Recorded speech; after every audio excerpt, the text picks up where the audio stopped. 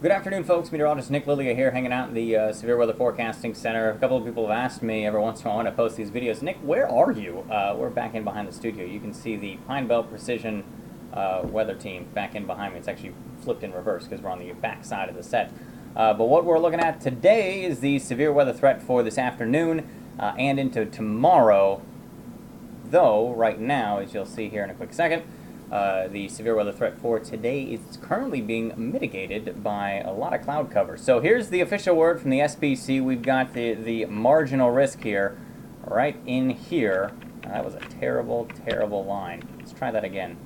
Right in here, and points off to the south. If you watch the video that I put up, I think it was on Friday or so, they just had us painted in. I said I wouldn't be surprised if they added the little marginal risk in here, and yeah, here we are. So the current severe thunderstorm possibility for tonight from our local National Weather Service office has it basically from about I-20 off to the south.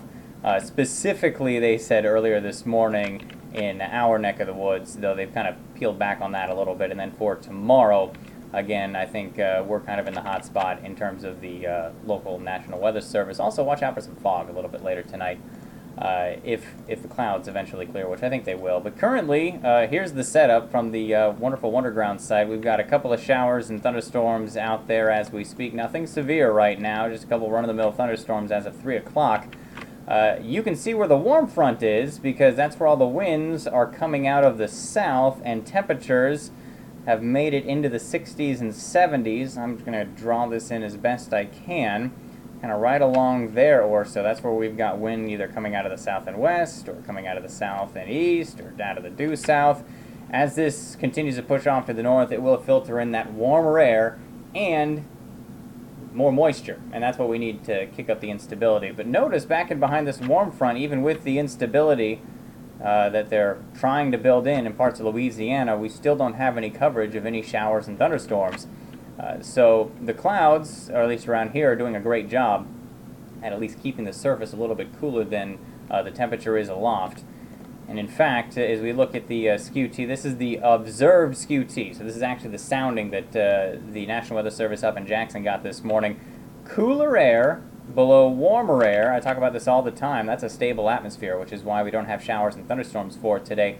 Though, as we do see more sunshine, I would not be surprised if this red line, which is the temperature line here, eventually kind of leads out like that, and then we've got warm air above cooler air and an unstable atmosphere. And again, how you read this, the temperature's down along the bottom, the pressure's up the side. You're basically looking at the atmosphere sideways, and these lines actually don't go straight up and down, they go at a slant. So your freezing level is about right here. That's where 0 degrees Celsius meets up with the temperature line. Everywhere above that, you're making hail. Everywhere below that, you're making just regular old rain, generally speaking.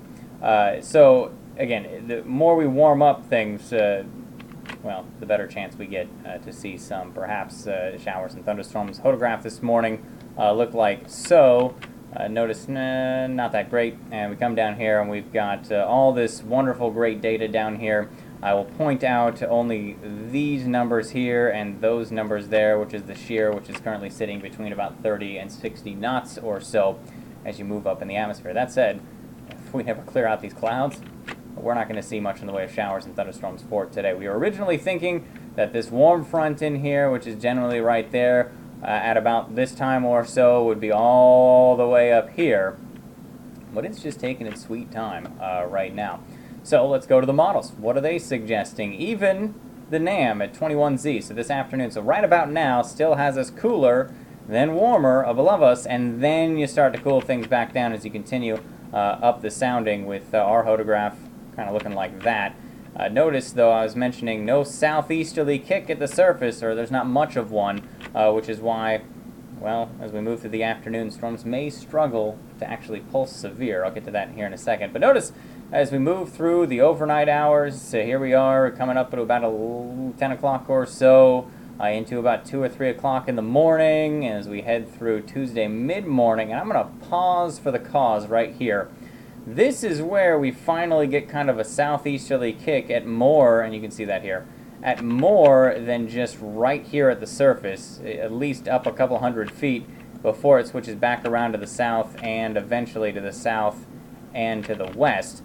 You can see that here as well. Again, we're going up the column of air, and we're starting with winds back out of the south and east, and then kicking them back around to the south and west, and that's what we need, those longer hodographs to get those rotating updrafts, to get those stronger and severe storms, and to build in the possibility for a tornado.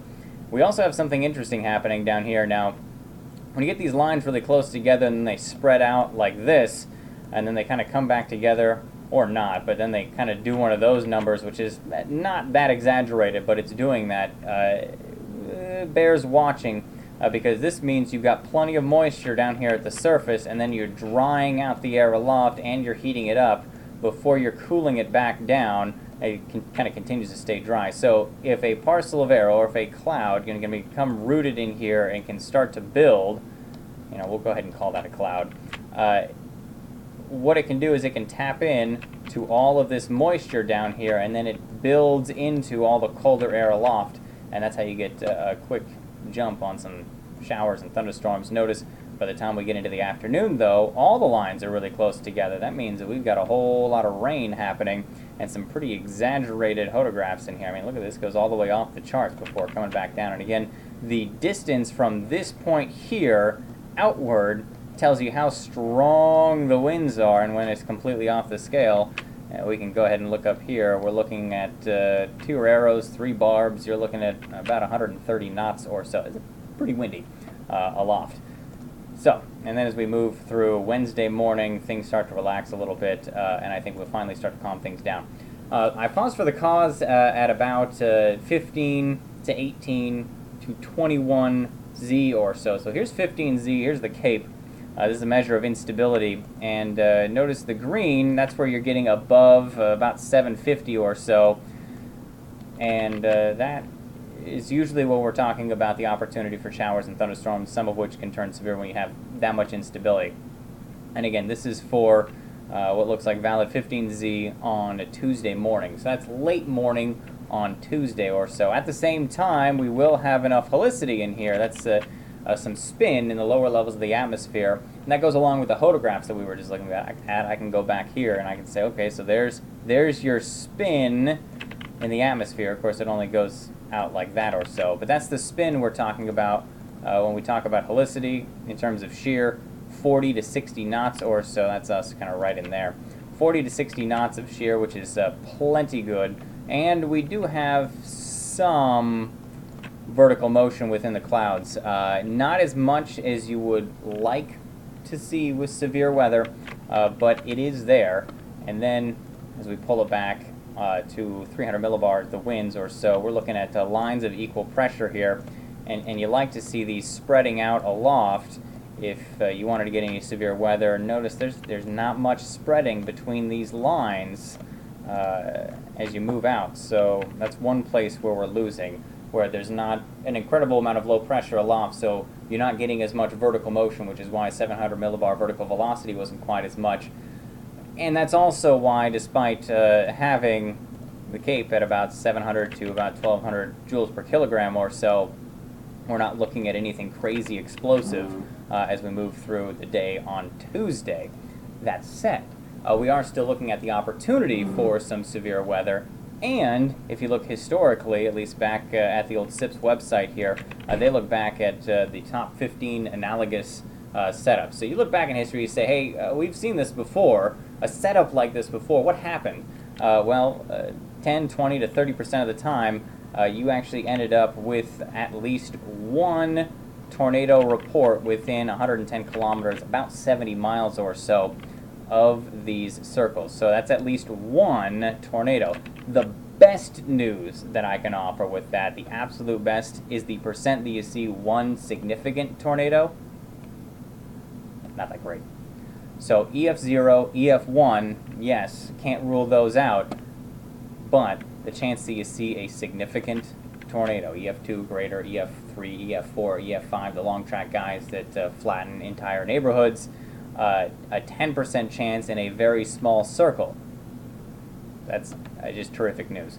Now, that said, the chance that you get hail, perhaps some flash flooding, some straight line wind damage, some very heavy rain, an isolated tornado, anywhere between 30 and 50% if you're looking backwards. Now, this isn't a forecast.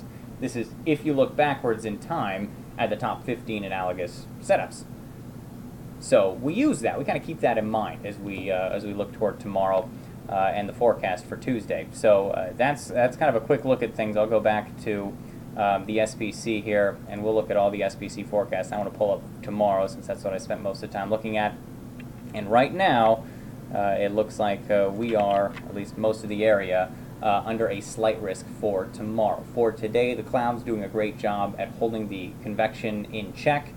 For tomorrow, we start out with some fog, but I think we break out of it, and the front will be closer. We'll get better atmospheric dynamics. The setup will be a little bit different. I think we do see a couple of severe storms out there as we move through the mid-morning to mid-afternoon hours. I think by the time we get into the evening, we'll still see showers and thunderstorms, some of which could turn severe, but I think we start to calm things down as we head through later in the evening and into the overnight hours. I think by the time we get into Wednesday, at least what I've got on the forecast sheet right now, is just some cloud cover out there, and I think we'll be stuck in the clouds for most of the morning before building back into some sunshine, and your Christmas day still looks terrific. It could be kind of chilly in the morning, but it still looks terrific. So that's the forecast in a nutshell, the nerdy forecast in a nutshell. I hope this helped you guys out. And again, for Tuesday, the slight risk, and then for today, just the marginal risk. The National Weather Service painting us with a limited threat today. Let's go to the right one. A limited threat today for severe weather.